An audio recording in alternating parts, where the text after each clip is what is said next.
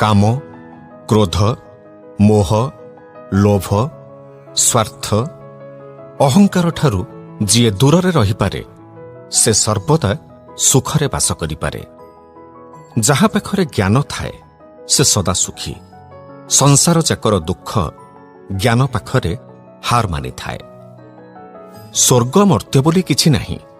एइठी स्वर्ग एइठी नर्क। भल काम कले स्वर्ग सुख मिले, मंद कर्म पाई नर्क जंत्रणा रही थाए।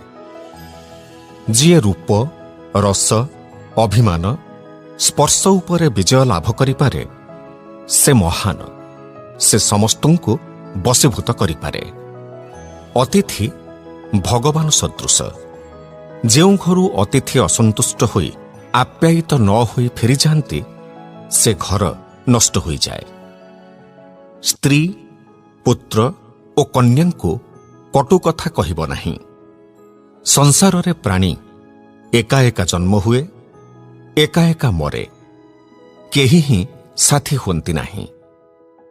विज्ञ दूरदर्शी पितामाता निज संतान को उपयुक्त शिक्षा प्रदान करने आवश्यक। उत्तम शिक्षा संतान को उचित मार्ग प्रदर्शन करिथाए। बंधुर बंधुत्वर गभीरता तार सहयोग और त्यागरु जना पड़ी थाए। उद्योग कले दारिद्र्य रहे नाही। जप कले पाप रहे नाही।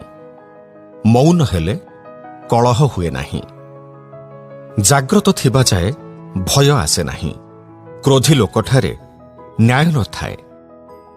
नदी, नारी, शस्त्रधारी, नख थिबा प्राणी, सिंग थिबा पशु एवं राजपरिवारर लोकंकु विश्वास करिबा दुर्भाग्यजनक।